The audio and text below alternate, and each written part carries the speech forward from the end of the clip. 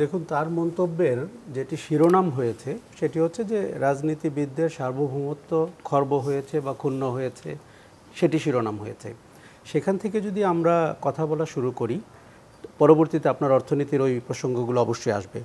এটি কিন্তু দৃশ্যমান যে আমরা একসময় যখন সামরিক স্বৈরাচার ক্ষমতায় ছিল, তখন যেভাবে বাংলাদেশ রাষ্ট্রের সরকার শাসন, জবাবদিহিতা, আইনের শাসন এগুলো প্রত্যাশা করতাম, 90 সালের পর থেকে দু একটি বা 4-5টি ব্যতিক্রম ছাড়া আমরা কিন্তু ধারাবাহিকভাবে তার অবনতি হতে দেখেছি। এবং ডক্টর দেবপ্রিয় যেমনটি বলেছেন, সেটি হচ্ছে যে রাজনীতিবিদরা কি তাদের মেধা এবং তাদের সততা, তাদের নৈতিকতা দিয়ে সিদ্ধান্ত গ্রহণ করতে পারছেন এবং রাষ্ট্র চালাতে পারছেন, নাকি তাদেরকে অন্য অনেক বিবেচনা মাথায় রেখে নীতি প্রণয়ন করতে হচ্ছে এবং সিদ্ধান্ত গ্রহণ করতে হচ্ছে। সেই জায়গাটিতে আমি একমত যে আমাদেরকে গত কয়েক দশকেই, এবং উনি বারবার গত 1.5 দশকের কথা বলেছেন, বিশেষ করে উনি আওয়ামী লীগের 3টি শাসনকে আলাদা করে চিহ্নিত করেছেন এবং উনি বলতে চেয়েছেন যে এই সময়কালে রাজনীতিবিদদের নিজস্ব সিদ্ধান্ত গ্রহণ ক্ষমতা কমে গেছে এবং তাদেরকে মেনে নিতে হয়েছে অনেক কিছু, বা অনেক কিছুতে আপোষ করতে হচ্ছে, বা অনেক জায়গায় এমন সিদ্ধান্ত নিতে হচ্ছে যেটি বাংলাদেশের রাষ্ট্র বা অর্থনীতি বা সুশাসনের পক্ষে, অথবা আমাদের যে স্থিতিশীল অর্থনীতির কথা আমরা বলি সেটির পক্ষে যাচ্ছে না।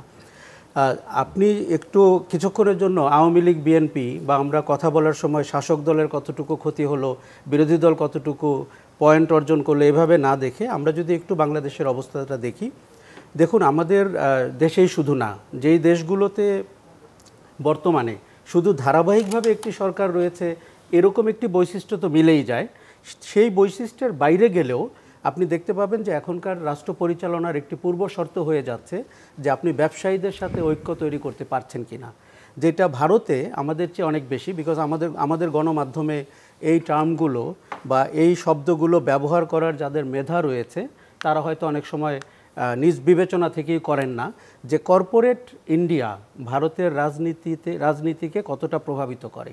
সেরকম বাংলাদেশেও কর্পোরেট বাংলাদেশ বলতে যে ব্যবসায়ী, প্রাইভেট সেক্টর, বিদেশি বিনিয়োগ, এই জায়গাটা বাংলাদেশের রাজনীতিকে কতটা প্রভাবিত করে।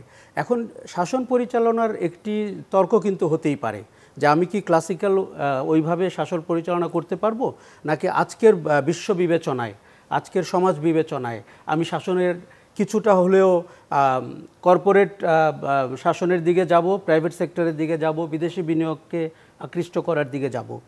কিন্তু আমি কিন্তু মনে করি, ডক্টর দেবপ্রিয়র সাথে আমি আরেকটু যোগ করি, শুধু রাজনীতিবিদদের সার্বভৌম সিদ্ধান্ত গ্রহণের ক্ষমতা খর্ব হয়েছে তা আমি মনে করি না। তার সাথে আরও কিছু প্রতিষ্ঠানের সিদ্ধান্ত গ্রহণের ক্ষমতা খর্ব হয়েছে। আপনি যদি আমাদের সাংবিধানিক প্রতিষ্ঠানগুলোর দিকে তাকান, যেই প্রতিষ্ঠানগুলোর ভেতর দিয়ে গণতন্ত্রকে কার্যকর করার স্বপ্ন আমরা একসময় দেখেছিলাম, সেটি নির্বাচন কমিশন থেকে শুরু করে তথ্য কমিশন পর্যন্ত, তাদের কি সার্বভৌম সিদ্ধান্ত গ্রহণের অবস্থা আমরা দেখতে পাই? আমরা যদি বাংলাদেশ ব্যাংকের দিকে তাকাই, আমরা যদি দুর্নীতি দমন কমিশনের দিকে তাকাই, বাংলাদেশ ব্যাংকের কথা বারবার আসবে, কারণ আজকের আপনার শিরোনামেও ছিল সোনালী ব্যাংক ডিবিবিএল এর সাথে একটা সমঝোতা করছে। তার কি সিদ্ধান্ত গ্রহণকে আমরা দেখতে পাচ্ছি যে সার্বভৌম সিদ্ধান্ত গ্রহণ হচ্ছে, নাকি IMF, ওয়ার্ল্ড ব্যাংকের প্রেসক্রিপশনে সিদ্ধান্ত হচ্ছে, নাকি যাদের উপর সিদ্ধান্ত চাপানোর চেষ্টা করা হয়েছিল সেই ন্যাশনাল ব্যাংকও তো তাদের সিদ্ধান্ত মানলেন না, নাকি এই যে নতুন যে উদীয়মান সরকার সমর্থিত ব্যবসায়ী গোষ্ঠীর উদয় হয়েছে তাদেরকে সুবিধা দেওয়ার জন্য, অথবা অতীতে তাদের যে সুবিধা দেওয়া হয়েছে সেটিকে জায়েজ করার জন্য সিদ্ধান্ত গ্রহণ করা হচ্ছে। এই প্রশ্নগুলো তোলা কিন্তু খুব যৌক্তিক এবং এটি শাসনের স্বাস্থ্যের জন্যও জরুরি। কেননা আপনি যদি এই ধরনের প্রশ্ন চেপে রাখেন এবং কখনো কথা বলতে না দেন, একসময় কিন্তু বিস্ফোরণ হতে পারে এই প্রশ্ন থেকেই, বিরোধী কোনো রাজনৈতিক শক্তি থাকুক বা না থাকুক। কাজে আমার মনে হচ্ছে যে সিদ্ধান্ত গ্রহণের ক্ষমতা খর্ব হয়েছে, তাদের যে মেধা সার্বভৌম সিদ্ধান্ত গ্রহণের পক্ষে ছিল সেটি তারা প্রকাশ করতে পারছেন না। আমি প্রতিষ্ঠানগুলোকে দেখতে পাচ্ছি যে তারা সার্বভৌম সিদ্ধান্ত গ্রহণ করতে পারছেন না এবং শাসনের একটা ধারাবাহিক প্রক্রিয়া শুরু হয়েছে। যেহেতু জনগণের অংশগ্রহণ দিনে দিনে কমে এসেছে, আপনি যদি জাতীয় নির্বাচনগুলো দেখুন যেভাবেই সম্পন্ন হোক, একটি কথা তো পরিষ্কার যে মানুষের স্বতঃস্ফূর্ত ভোট গ্রহণের পরিবেশ তৈরি হয়নি এবং যে সে তার মেঘলা আকাশ জনপ্রতিনিধি থাকছে, ধান কাটার কাজ থাকছে, এসব কারণে প্রধান নির্বাচন কমিশনার সেটা তাকে তো ব্যাখ্যা থাকছে। দিয়েছেন। ধরেন যেই দেশে আমরা গর্ব করে বলতে পারতাম এত পার্সেন্টেজ ভোট হয়, সেই দেশে আমাদের এখন স্থানীয় পর্যায়ে ভোটেও লোক আনা কষ্টকর হয়ে যাচ্ছে।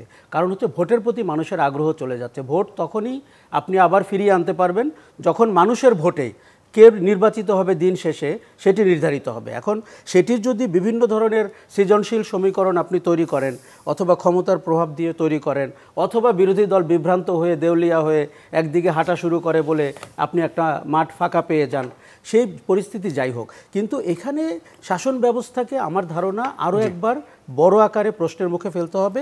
আরও একটা ঘটনা আপনাকে বলি, সেটি হচ্ছে যে ভারতেও যেটি দৃশ্যমান এবং খুব মজার আলোচনা হচ্ছে যে কেন আদানি আম্বানির নাম নরেন্দ্র মোদী এই 7 দিন আগে নিলেন, এতদিনের যে সমঝোতা তাতে কি কোনো ফাটল ধরল কি না।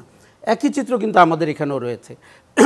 এই চিত্রগুলোর একটা সমস্যা হচ্ছে যে আপনি অনেক হঠাৎ করে প্রভাবশালী, পাওয়ারফুল, বড় লোক, ব্যবসায়ী গোষ্ঠী হতে দেখবেন, আবার যাদের সক্ষমতা রয়েছে প্রতিযোগিতায় অবতীর্ণ হওয়ার এবং বড় হওয়ার, তাদেরকে আপনি দেখবেন তারা আর গ্রো করছে না।